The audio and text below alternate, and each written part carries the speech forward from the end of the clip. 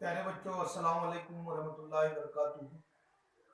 इसके पहले के चंद वीडियो जो है हमने बीट्स देखा, जिसके अंदर में हमने बीट्स की तारीफ देखे।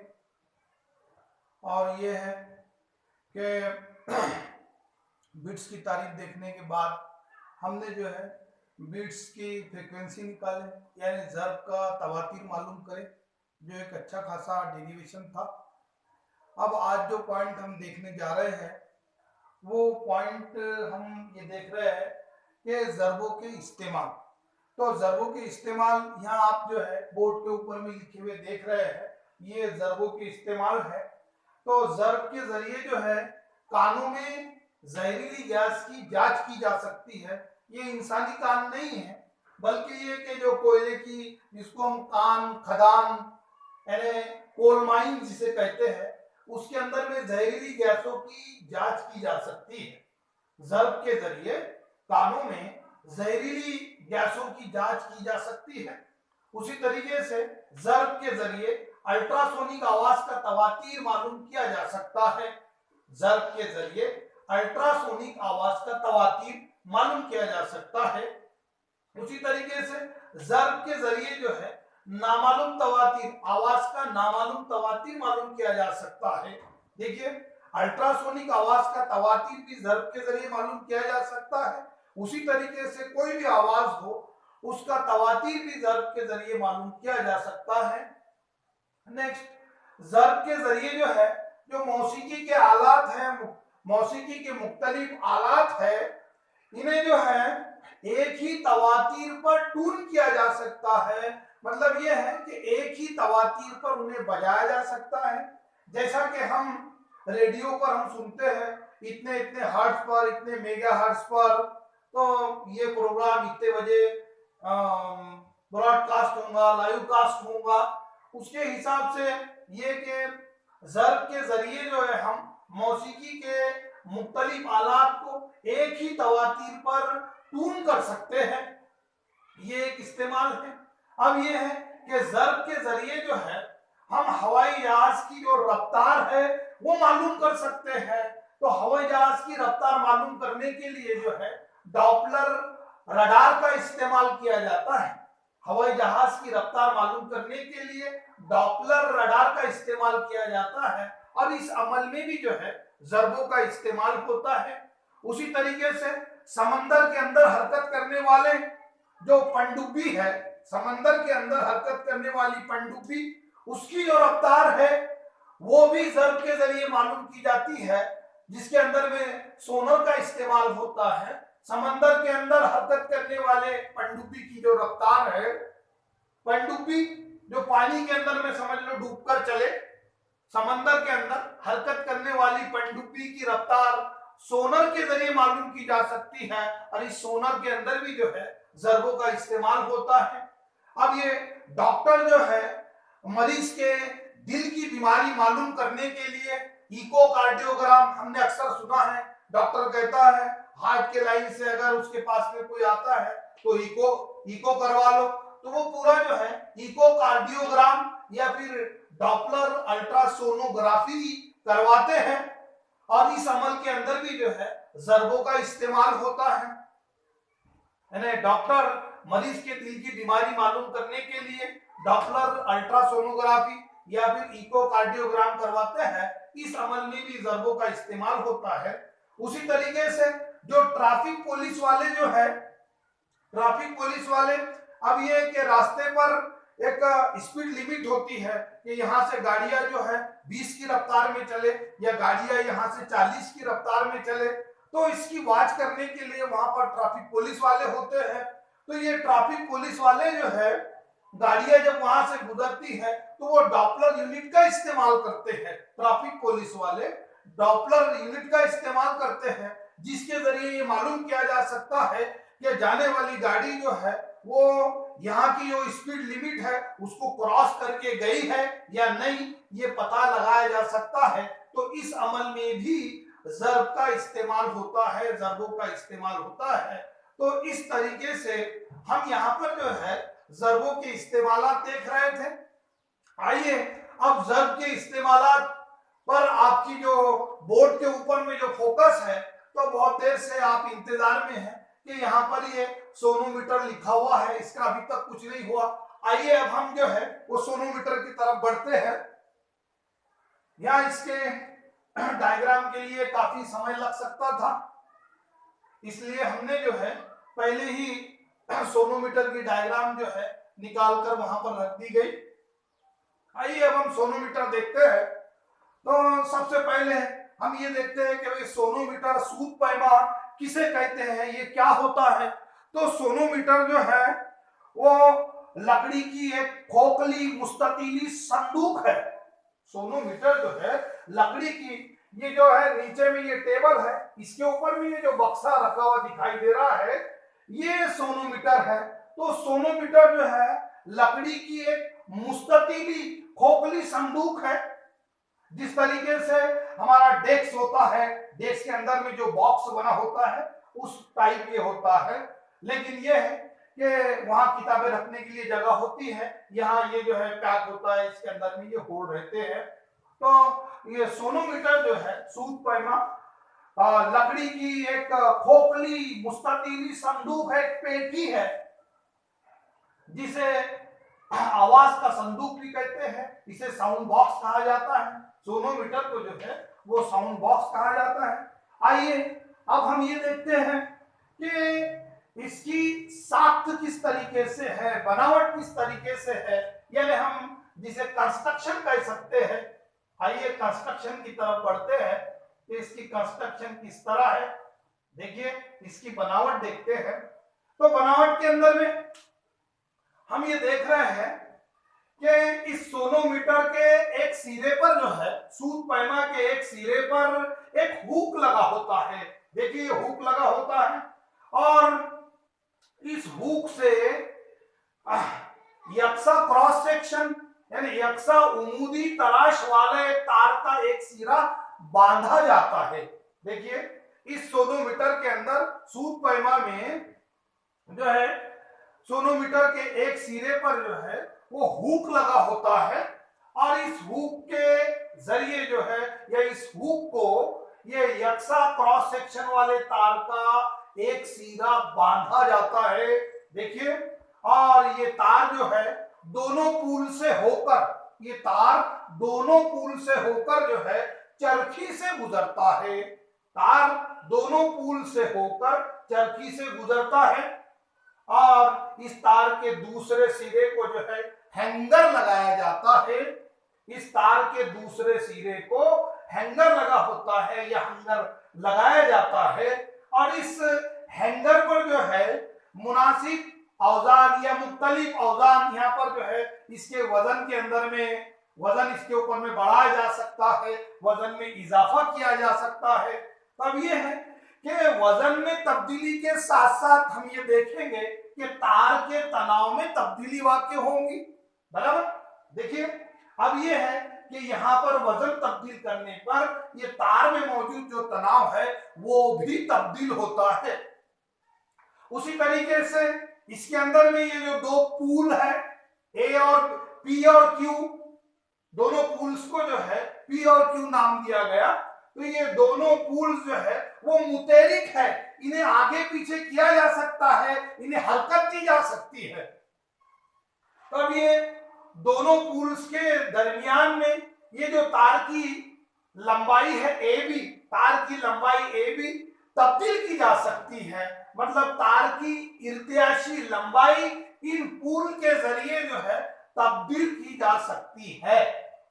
और यहाँ पर ये जो बोलने से रह गया आर, ये जो है वो पेपर राइडर है, हल्का पेपर का एक टुकड़ा है जो समझ लो तार के ऊपर में रखा जाता है।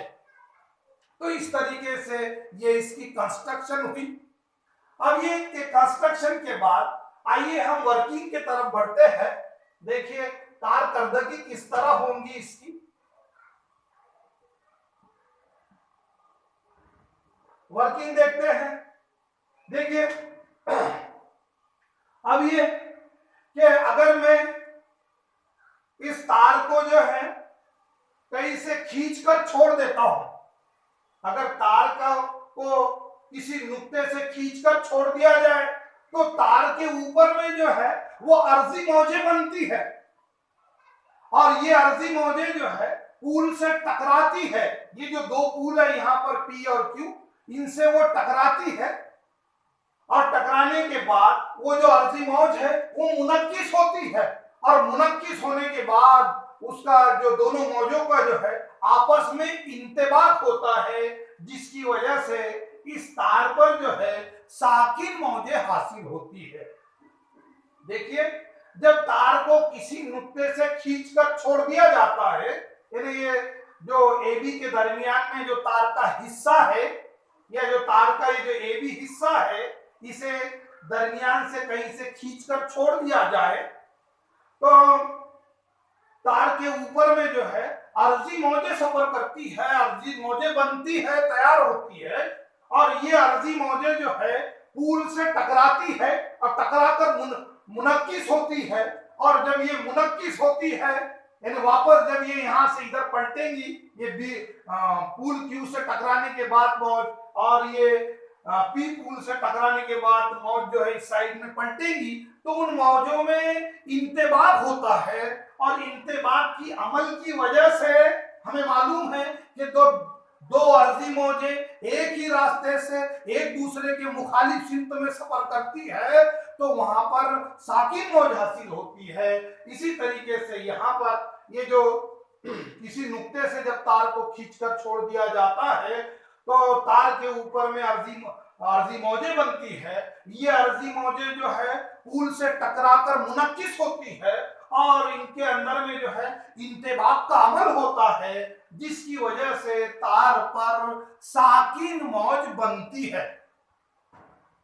तब ये कि वो जो साकिन मौज बनती है वो इन दोनों पुल के दरमियान, मतलब ये है कि तार का जो AB हिस्सा है यहीं पर ये साकिन मौज बनती है। इस लिहाज से हम ये जो तार का जो AB हिस्सा है इसे तार की इर्तियाशी लंबाई कह सकते हैं। ये इर्तियाशी लंबाई, दोनों पुल के दरमियान का जो फासला है वो तार की इर्तियाशी लंबाई होगा। ठीक है, अभी ये है कि मैंने तार को किसी नुक्ते से खींचकर छोड़ा था। अब यहाँ पर हम दूसरा अमल करते हैं कि एक सूरदो शाखा लीजिए और उस सूरदो शाखे को मुर्तइश कीजिए, और उस मुर्तइश सूरदो शाखे को जो है इस दोनों पुल के दरमियान तार के नीचे सूद पैमा पर रखिए। देखिए क्या करना है, अब इस सूरदो शाखे को मुर्तइश कीजिए और इस मुर्तइश सूरदो शाखे को जो है दोनों पुल के दरमियान तार के नीचे सूद पैमा के ऊपर रखिए। तो यहां यह होगा कि तार इर्तियाश करेगा, बराबर। अगर ये तार का जो इर्तियाश है, यहां तार इर्तियाश करेगा, अगर तार के इर्तियाश का तवातीर इस सूरदो शाखे के तवातीर के मसावी हो जाए, अगर तार के इर्तियाश का तवातीर सूरदो शाखे के तवातीर के मसावी हो जाए, तो ये जो तार है वो आजम हैता से इर्तियाश करेगा। तार जो है आजम हैता से इर्तियाश करता है, यानी वहां पर गमक वाक़े होता है। देखिए, जब ये है प्रिंसिपल, देखिए क्या है कि जब सूरदो शाखे का तवातीर और ये तार के इर्तियाश का तवातीर एक दूसरे के मसावी हो जाए, ये तार आजम हैता से इर्तियाश करने लगता है, वहां पर गमक वाक़े होता है। आइए अब गमक की जांच करते हैं। तो गमक की जांच करने के लिए हम क्या कर रहे हैं, देखिए कि गमक की जांच करने के लिए जो है इस तार AB के जो AB लंबाई का जो तार है, दोनों पुलों के दरमियान तार की लंबाई AB है, तो इस तार के वसत में, दरमियान में बोले तो कहीं भी हो सकता है, इसके वसत में सेंटर के अंदर में जो है इस तार AB की जो लंबाई है, ये AB लंबाई है तार की, इसके वसत के अंदर में कागज का एक हल्का टुकड़ा रखिए, और यह है कि मुर्तई सूरदो शाखा जो है फिर से इस दोनों पुलों के दरमियान तार के नीचे सूद पैमा के ऊपर यहां रखिए। तब यह है कि अगर इस तार के इर्तियाज का तवातीर, तार के इर्तियाज का तवातीर सूर्दो शाखा के तवातीर के मसावी हो जाए तो ये जो तार है, यहाँ पर जहां कागज रखा हुआ है तार पर, वहां पर जिदगदा बनता है। मतलब यह है, एक तो वो ऊपर की तरफ मुड़ेगा, यहाँ पर समझ लो एक मौद्दीप शक्ल हासिल होंगी या फिर समझ लो मकर शक्ल हासिल होंगी।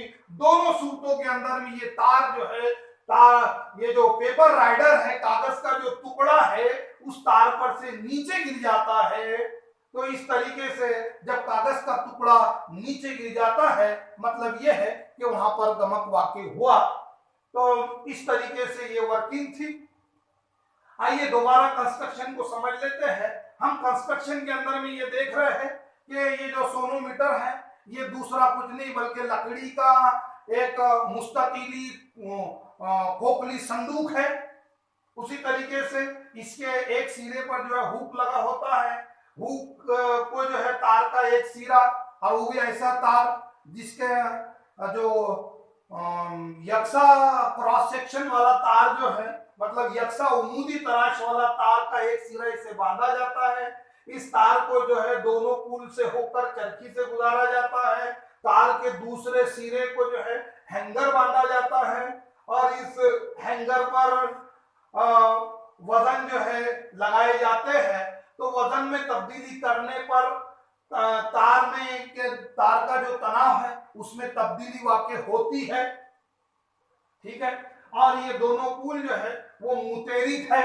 अब ये दोनों पुल मुतेरिक है, इसलिए ये तार की जो इर्तियाशी लंबाई है इसे तब्दील किया जा सकता है ये दोनों पुल के जरिए। उसी तरीके से यहाँ पर ये जो आर दिख रहा है, ये आर जो है वो लाइट पेपर राइडर है जो तार के ऊपर में रखा जाता है। ये है कंस्ट्रक्शन।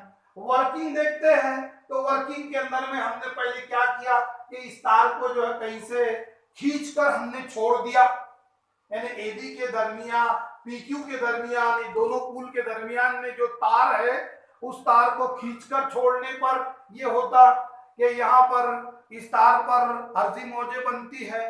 ये अर्जी मौजें दोनों पुलों से जाकर टकराती है, और उसके बाद में उनका टकराने की वजह से उनका इनेकास होता है, और इनेकास के बाद या इनेकास की वजह से उन मौजों में आपस में मुदाखिलत होती है, इंतबाक का अमल होता है, जिसकी वजह से इस तार पर साकिन मौज बनती है। इसलिए ये दोनों पुलों के दरमियान तार की जो लंबाई है उसे तार की इर्तियाशी लंबाई कहते हैं, और यहाँ पर वो इर्तियाशी लंबाई AB से जाहिर की गई है।